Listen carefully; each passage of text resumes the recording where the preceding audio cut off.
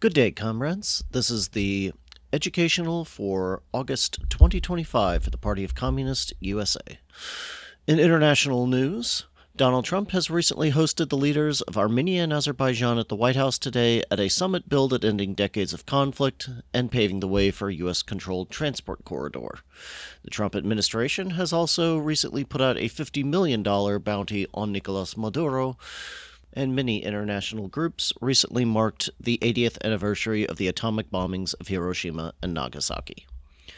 The educational today comes from Chapter 6 of The Perils of Fascism.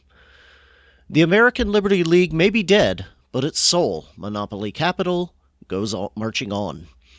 The Liberty League marked the first large-scale attempt to set up a reactionary bipartisan political coalition under the direct leadership of the most powerful Wall Street groups. As such, it exhibited in concentrated form all of the salient characteristics of nascent American fascism. Though the Liberty League has practically ceased to exist since the overwhelming rejection of its program in the 1936 elections, the reactionary coalition that it represented has not only continued to function, but has greatly extended its scope, enlisting many recruits from among right-wing Democrats who had found it expedient to support the re-election of Roosevelt. In other words, while one form of big business coalition on the political field has outlived its usefulness, new forms are emerging, and the whole struggle between the forces of democracy and fascism is developing more sharply and on a vaster scale than ever before. Modern equivalents include the Heritage Foundation, authors of the infamous Project 2025. The American Liberty League was the first organized national expression of the regrouping of political forces that is aligning reactionaries of both Democratic and Republican parties on one side and progressives on the other, a process that is particularly apparent in the Democratic ranks then, the Republican ranks now.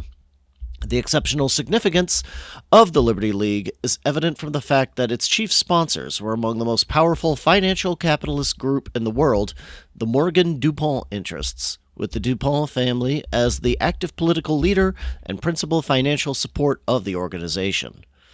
And its special character, as a synthesis of the chief pro-fascist tendencies in American life, is revealed in the fact that while it wrapped itself in the democratic traditions of the American people, the League and its leaders became the inspirers, organizers, and subsidizers of a whole series of fascist and semi-fascist groups which sought to play on the prejudices and confusions of the poor.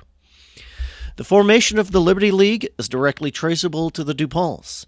The activity of this family, which controls one of the greatest munitions, chemicals, automotive combines in the world, brings to mind the role that Thyssen, the great Ruhr steel magnate, played in the development of German fascism.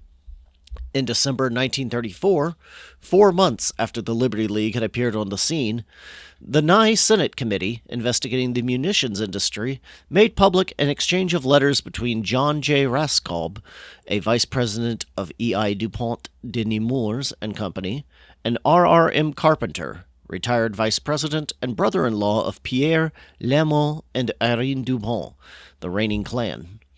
Replying to a letter from Carpenter, which complained about the Roosevelt administration's relief policies, Raskob urged him to take the lead in trying to induce the DuPont and General Motors groups, followed by other big industries, to definitively organize to protect society from the suffering which it is bound to endure if we allow communistic elements to lead the people to believe that all businessmen are crooks, not to be trusted, and that no one should be allowed to get rich. There should be some very definite organization, wrote Raskob, that would come out openly with some plan for educating the people to the value of encouraging people to work, encouraging people to get rich, showing the fallacy of communism and its efforts to tear down our capital structure, etc. 5 months later, the Liberty League was born. It was intended, according to its incorporators, to combat radicalism, preserve property rights, uphold and preserve the Constitution. Compare this with the modern-day Heritage Foundation, which was founded to formulate and promote conservative public policies based on the principles of free enterprise, limited government, individual freedom, traditional American values, and a strong national defense. The charter of incorporation for the Liberty League dated August 15th, 1934, is entirely in the spirit of the Raskob letter. The particular business and objects of the Society shall be to defend and uphold the Constitution of the United States, and to gather and to disseminate information that, 1.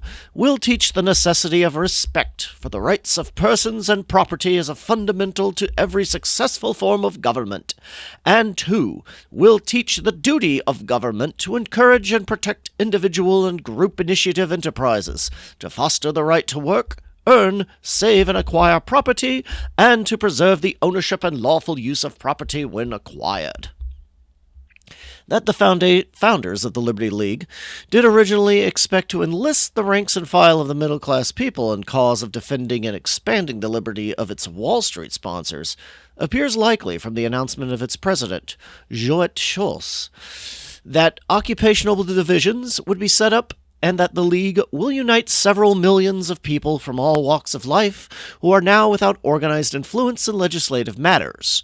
One newspaper expressed hope that the debt-paying and industrious people of the villages and countryside will be as responsive to the League's, plans as will be the millionaires. The obtuse plain people, however, failed to respond to the alarm sounded by Paul Revere alias Irene Dupont, and so the League had to content itself with the millionaires. A breakdown of the Liberty League's financial report for 1935 gives an eloquent picture of the class character of its support.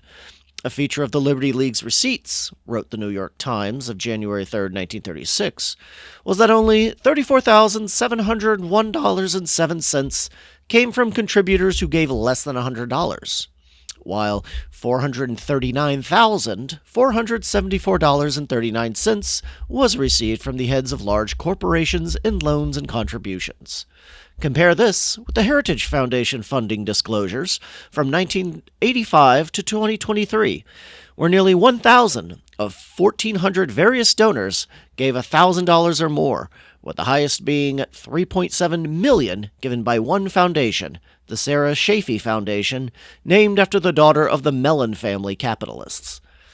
It is because the Liberty League, the Employers Association, and William Randolph Hearst speak in the language of liberty and democracy, of individual initiative and enterprise, that some liberals and socialists have made the mistake of rejecting the idea that these groups are moving towards fascism, and have concluded that all that big business wants is to restore the age of Coolidge and Hoover.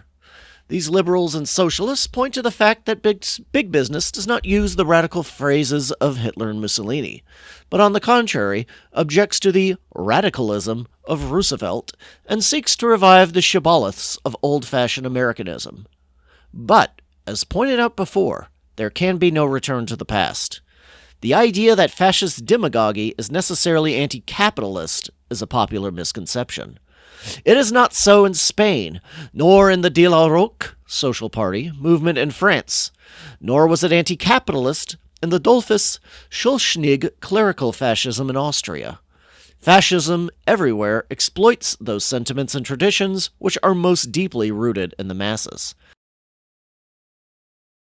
That is why in Germany, where powerful trade union, socialist, and communist movements had existed for years, and where the monarchy was overthrown under the impetus of the Russian Revolution, Hitler used radical anti-capitalist slogans and called his movement the National Socialist Labor Party.